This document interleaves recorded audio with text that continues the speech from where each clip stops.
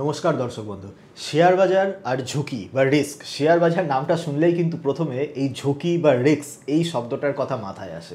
এই ভিডিওতে আমরা জানবো যে শেয়ার বাজার কতটা ঝুঁকিপূর্ণ।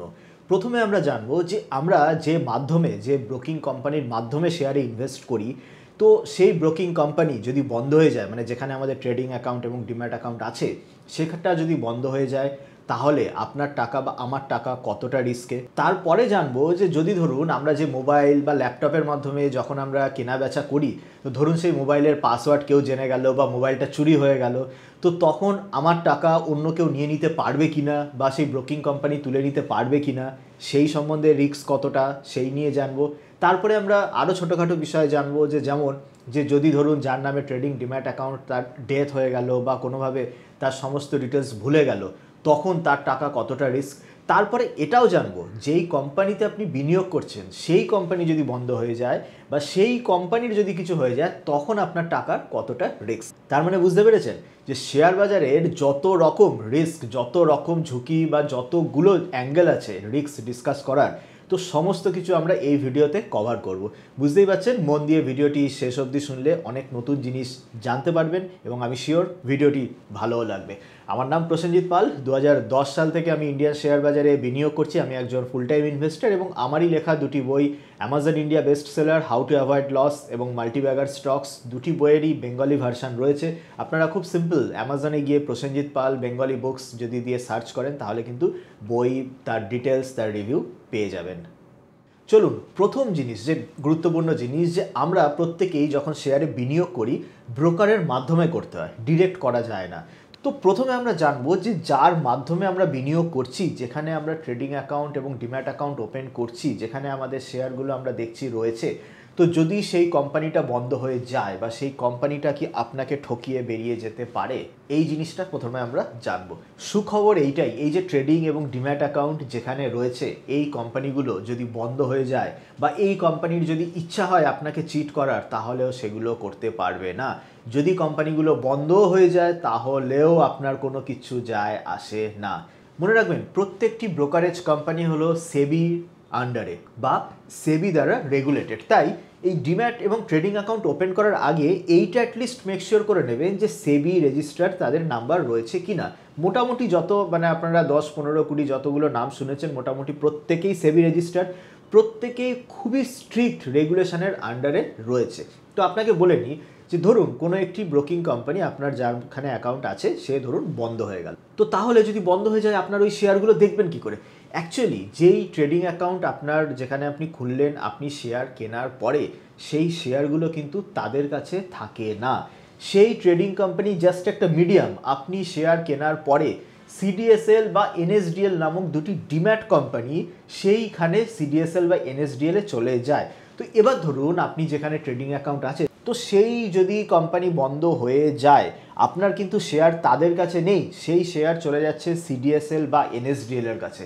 আপনি অন্য কোনো ট্রেডিং অ্যাকাউন্ট, মানে অন্য কোনো কোম্পানির সাথে ট্রেডিং অ্যাকাউন্ট খুলে সেই সেম ডিম্যাটে ম্যাপ করে আপনি নতুন ডিম্যাট অ্যাকাউন্ট থেকে আপনি কিন্তু বিক্রি করে দিতে পারেন। তো তার মানে বুঝলেন তো, যে এমন কোনো চান্সেস নেই যে যেই কোম্পানি থ্রুতে আপনি ট্রেডিং করছেন সেই কোম্পানি বন্ধ হয়ে গেলে তাহলে কিন্তু আপনার টাকা হারানোর কোনো চান্সেস নেই, প্রোভাইডেড শেয়ার্স আপনার ডিম্যাটে থাকতে হবে। এবার আপনি বলতেই পারেন, যদি ডিম্যাট সেও যদি বন্ধ হয়ে যায়, না, সিডিএসএল এনএসডিএল এরা দেখুন, এরা জাস্ট একটা হোল্ডিং, মানে এরা জাস্ট আপনার শেয়ারের একটা ডিজিটাল রেকর্ড রাখছে এবং এরা আরও রেগুলেটেড এবং এরা আরও, মানে সেখানে গভর্নমেন্ট অফ ইন্ডিয়ারও শেয়ার্স আছে।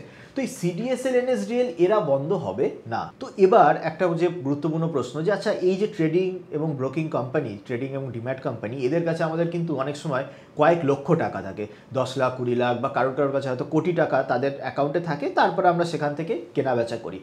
তো ওই টাকা কি তারা চুরি করে নিতে পারে? ওই টাকা তারা কেটে নিয়ে নিতে পারে? না, সেটাও পারে না। কারণ এই যে কোম্পানিগুলো সেবির দ্বারা খুব হাইলি রেগুলেটেড, তো তারা একটা টাকাও এদিক ওদিক করতে পারে না। ইনফ্যাক্ট যে শিডিউল অফ চার্জেস আছে, সেই শিডিউল অফ চার্জেসের বাইরে গিয়ে তারা কিছু করতে পারে না। কারণ তাদের একটা ভয় আছে যে যদি তারা এগুলো করতে থাকে, কয়েকটা ইনভেস্টর যদি সেবিতে গিয়ে কমপ্লেন করে, তো সেবি তাদের পুরো লাইসেন্স ক্যান্সেল করে দেবে। তো লাইসেন্স ক্যান্সেল করে দেওয়া মানে তাদের পুরো বিজনেস বন্ধ করে দেবে। তো কোনো কোম্পানি তাদের বিজনেস বন্ধ হয়ে যেতে পারে, এই রকম জিনিস নিয়ে কিন্তু নর্মালি কোনো কিছু করে না। তো এবার নিউ এজ যত ব্রোকার্স আছে তাদের মধ্যেও আপনাকে দেখতে হবে যে কে সবথেকে বেশি কস্ট এফেক্টিভ, কারণ সেফটির দিক থেকে সবাই সেম। তো সেই জন্য আমি লাস্ট 1-1.5 বছর হয়ে গেল আমি Mirae asset, M stock by Mirae asset, এই ব্রোকারেজ আমি নিজে অ্যাকাউন্ট ওপেন করে নিজে ওদের সাথে ট্রেড করছি এবং আমার এক্সপিরিয়েন্স যথেষ্ট ভালো। এম স্টকে যেমন বললাম আমার অ্যাকাউন্ট আছে, দেখুন লগ ইন করার পর এইটা হচ্ছে আমার অ্যাকাউন্ট, প্রসেনজিৎ কুমার পাল নাম দেখতেই পাচ্ছেন। এখানে যেমন রিপোর্ট, যেমন মার্জিন, লেজার, যে সমস্ত রিপোর্ট তো রয়েছেই, এবং এখানে একটা ভালো জিনিস আছে, এই যে এদের যে চার্ট, এই যে যেমন ধরুন নিফটি এখানে রয়েছে, এর যে চার্ট আমি দেখেছি এদের চার্ট বেশ ভালো, মানে এই চার্টের থ্রুতে যারা টেকনিক্যাল অ্যানালিসিসে অনেক কিছু মানে যত রকম ইন্ডিকেটর তারা ইউজ করেন, নানান রকম লেআউটও আপনি এখানে সেভ করে রাখতে পারবেন। এবং এইখানে দেখুন এখানে ওদের ক্লিয়ারলি বলছে যে lifetime zero brokerage and no commission. তো এদের দুটো প্ল্যান আছে। প্রথম প্ল্যান হচ্ছে আপনি যদি জিরো মানে কোনো অ্যাকাউন্ট ওপেনিং চার্জেস নেই, তো কোনো অ্যাকাউন্ট ওপেনিং চার্জেস ছাড়া আপনি ডেলিভারি ট্রেড, এই যে delivery mutual fund and IPO, এইগুলো আপনি জিরো ব্রোকারেজে পেয়ে যাবেন। আর যারা ইন্ট্রাডে বা ফিউচার্স অ্যান্ড অপশানস এগুলোতে যারা ট্রেড করেন, তো তাদের জন্য 999 টাকায় লাইফ টাইম তাদের জিরো ব্রোকারেজ। প্লাস এখানে এই যে ক্যালকুলেট নাওতে আপনি ক্লিক করে এখানে ব্রোকারেজ ক্যালকুলেটার, মানে কত টাকা আপনি সেভিংস করতে পারেন সেই জিনিসও পেয়ে যাবেন। প্লাস এদের অফারিং আপনি দেখতেই পাচ্ছেন IPO, stocks, currency, future and option, mutual fund, MTF, pledge, মানে একটা প্ল্যাটফর্মে আপনি কিন্তু সমস্ত কিছু পেয়ে যাচ্ছেন। যেহেতু আমার নিজের অ্যাকাউন্ট আছে এবং আমি যথেষ্ট স্যাটিসফাইড এদের ইউজ করে, সো আমি আপনাদেরকে রেকমেন্ড করতেই পারি M stock by Mirae asset. নিচে ডিসক্রিপশন বক্সে দেওয়া লিঙ্কে ক্লিক করে আপনি কিন্তু completely free of cost account open করে নিতে পারেন। যেমন বললাম ফ্রি অফ কস্ট অ্যাকাউন্ট ওপেনিংয়েও আপনার delivery brokerage zero for the lifetime, এবং ফিউচার অ্যান্ড অপশানের জন্য 999 টাকায় আপনার লাইফ টাইমের জন্য ফিউচার অ্যান্ড অপশান ব্রোকারেজও জিরো। চলুন টপিকে ফিরে আসলে, তাহলে এইটা আমরা আপাতত বুঝে গেলাম যে ব্রোকারেজ কোম্পানি যদি বন্ধ হয়ে যায় তাহলেও আপনার টাকা কিন্তু ফুললি সেফ। এবার এই যে আপনারা ফোনের মাধ্যমে ট্রেডিং করছেন বা ল্যাপটপে করেন, তো এই ফোনের পাসওয়ার্ড যদি কেউ জেনে গেল, ফোন চুরি হয়ে গেল, তখন কি হবে? এমন কি হতে পারে যে কেউ একজন আপনার ফোন চুরি করে নিয়ে বা আপনার পাসওয়ার্ড জেনে নিয়ে সে আপনার ট্রেডিং অ্যাকাউন্ট থেকে সমস্ত টাকা তুলে নিল তার ব্যাঙ্ক অ্যাকাউন্টে? মজার ব্যাপার, সেটাও হতে পারে না।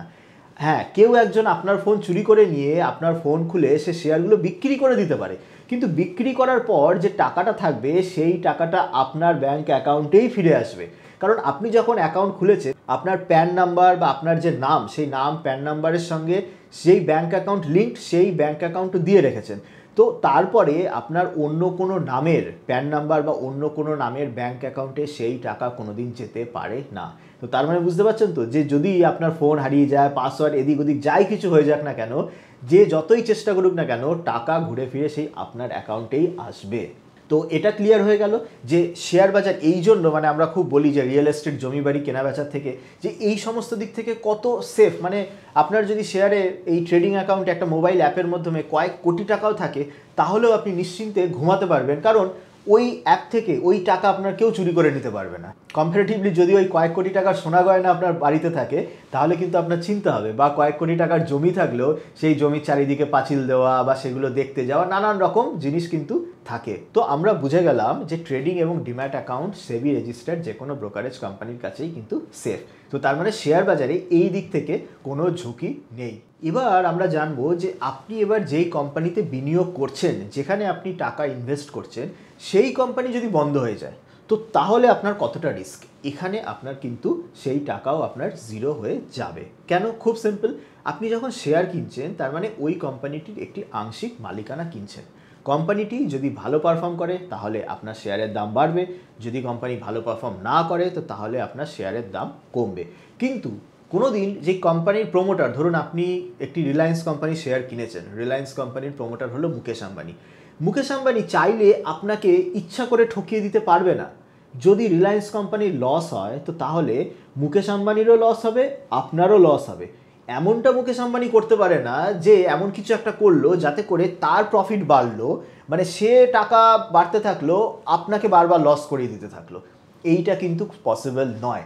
আবার বলছি, শেয়ার বাজার খুব হাইলি রেগুলেটেড। সেবি যত দিন যাচ্ছে তত নানান রকমভাবে রেগুলেট করছে। প্রচুর যারা ধরুন ভুলভাল রকম টিপস দেয় বা ভুলভাল মানুষকে মিসলিড করে তাদের এগেনস্টেও প্রচুর স্টেপ নিচ্ছে। তবে হ্যাঁ, আপনি যদি এখন ধরুন একজন কেউ বললো যে এইখানে টাকা লাগান এখানে ডাবল হয়ে যাবে, তো এবারে আপনি সেখানে ইনভেস্ট করলেন, ডাবল হলো না, অর্ধেক হয়ে গেল, আপনি তখন বললেন যে শেয়ার বাজার রিস্কি, খুব বাজে জায়গা। ম্যাক্সিমাম মানুষের সঙ্গে এইটাই হয়। তো এখানে কি শেয়ার বাজারের দোষ? আপনি কারোর কথা শুনে চোখ কান বুঝে একটা টাকা লাগালেন, সে বলেছিল ডবল হবে, অর্ধেক হয়ে গেল, আপনার টাকা লস হলো। ভালো করে ভাবুন, এতে শেয়ার বাজারের কোনো দোষ না, এতে হলো আপনার দোষ যে আপনি চোখ কান বুঝে কেন তাকে বিশ্বাস করেছিলেন। প্রত্যেকটা জিনিসের শেয়ারের দাম যখন 1 বছর 2 বছরে বাড়ে বা কমে, তার পেছনে লজিক থাকে, তার পেছনে অনেক কিছু জিনিস থাকে। তো সেই সমস্ত জিনিস স্টাডি না করে আপনি তো সেই অন্ধকারে ঢিল ছোড়ার খেলা খেলছেন। যদি অন্ধকারে ঢিল ছোড়ারই খেলা খেলেন, তখন লস হয়ে কিন্তু শেয়ার বাজারের নামে বদনাম দেবেন না। মানে আমার বক্তব্য একটাই, যে শেয়ার বাজার কিন্তু অ্যাকচুয়ালি ঝুঁকিপূর্ণ নয়। সে ট্রেডিং অ্যাকাউন্ট, ডিম্যাট অ্যাকাউন্টের সেফটি বলুন, আপনার টাকার সেফটি বলুন, বা সেই কোম্পানিগুলোর হোক, শেয়ার বাজার ঝুঁকিপূর্ণ নয়। হ্যাঁ, উইদাউট নলেজ, যদি আপনি কিছু না জেনে বুঝে, না পড়াশোনা করে যদি আপনি বিনিয়োগ করেন, তখন সেই জায়গাটা হয়ে যায় রিস্কি। আমরা আমাদের এই চ্যানেলেই দেখবেন প্রচুর শেয়ার নিয়েও মাঝে মাঝে আলোচনা করি, মার্কেট কেমন যাবে আলোচনা করি। এবং শেয়ার নিয়ে আলোচনা কেন করি? আমরা শেয়ার যে কিনতে বলি, বিক্রি করতে বলি তা না। আমরা শেয়ার দিয়ে, ধরুন আমারই পোর্টফোলিওর এক একটা শেয়ার নিয়ে আমরা আলোচনা করে দেখাই যে এই কারণ, এই হলে শেয়ারের দাম এই বাড়বে। প্রচুর পাস্ট ভিডিও আছে, বরুণ বিভারেজ নিয়ে আছে, নেস্কো নিয়ে আছে, সুপ্রিয়া লাইফ সায়েন্স নিয়ে আছে, Lancer container, Chemcrux, Gujarat Themis Biosyn, এই অনেক রকম কোম্পানি দ্বিগুণ বা দ্বিগুণেরও বেশি রিটার্ন দিয়েছে। পুরোনো ভিডিও যদি আপনারা ফলো করেন, তাহলে দেখবেন যে আমি কিন্তু যেই জিনিসগুলো বলছি শেয়ারগুলোর, তার পেছনে লজিক দিয়ে বলছি। সেই লজিকগুলো হয়েছে, তাই শেয়ারের দাম বেড়েছে। যদি সেই লজিকগুলো না হয়, তাহলে শেয়ারের দাম কমবে। As simple as that. তো এগেইন, আমরা ফিউচারও যদি আমাদের চ্যানেলে এই যে শেয়ারের দাম কেন বাড়ে কমে, বা কোনো কোম্পানি নিয়ে যদি আপনারা ভিডিও চান, তাহলে খালি চ্যানেলটিকে সাবস্ক্রাইব করলে হবে না। সাবস্ক্রাইব করার পরে বেল আইকন দেখবেন, একটা বেল আইকন আছে, সেইটাকে ক্লিক করে নোটিফিকেশান অন করে রাখুন। তাহলে আগামী দিনে আমার যা যা ভিডিওগুলো আসবে, সেগুলো আপনারা কিন্তু আপনাদের টাইম লাইনে পেয়ে যাবেন। তো তাহলে আমরা এইটা বলেই শেষ করব, শেয়ার বাজার ঝুঁকিপূর্ণ নয়। Trading account, demat account, brokerage company, এগুলো রিস্কি নয়। আপনার টাকা রিস্কি নয়, আপনার টাকা 100% সেফ। একবার শেয়ারে অ্যাকাউন্ট খোলা মানে আপনার টাকা সেফ। হ্যাঁ, যদি আপনি উইদাউট নলেজ, ল্যাক অফ স্টাডিতে যদি আপনি যা খুশি তাই শেয়ার কিনে ফেলেন, সেইটা আপনার ঝুঁকিপূর্ণ। তো যদি আপনি নলেজ ইনক্রিজ করতে পারেন, বা সঠিক গাইডেন্স ফলো করতে পারেন, বা সঠিক লজিক অ্যাপ্লাই করতে পারেন, তো শেয়ার বাজার কিন্তু ঝুঁকিপূর্ণ নয়। এবং শেয়ার বাজারের থেকে বেটার অর্থ, মানে সম্পদ বানানোর জায়গা আমার তো মনে হয় না আর দ্বিতীয় কোনো আছে। কারণ সিম্পল, আপনার যদি সোনা, গয়না, জমি, মানে গাড়ি যাই হোক না কেন, কয়েক কোটি টাকার যখন এইসব জিনিস থাকবে, একটা এক্সট্রা হেডেক হয়ে যায় সেই জিনিসগুলো দেখা শোনা। হ্যাঁ, কিছুই না, এই হয়ে যেতে পারে, ওই হয়ে যেতে পারে। কিন্তু শেয়ার বাজারে আপনার যদি নলেজ থাকে, আপনার ওই চিন্তাটা নেই যে ওই জিনিসটা কেউ চুরি করে নেবে, আপনাকে যদি কেউ কিডন্যাপও করে নিয়ে যায়, তাহলেও আপনার থেকে, আপনার ট্রেডিং অ্যাকাউন্ট, আপনার ফোনে কয়েক কোটি টাকাও যদি থাকে, তো তাহলেও আপনার থেকে কেউ কিন্তু নিতে পারবে না। তো চলুন, আজকের মতো এই পর্যন্তই। আপনারা কমেন্টে জানাবেন ভিডিওটি কেমন লাগলো, এবং যদি ভালো লেগে থাকে লাইক করে বন্ধুদের মধ্যে শেয়ার করুন।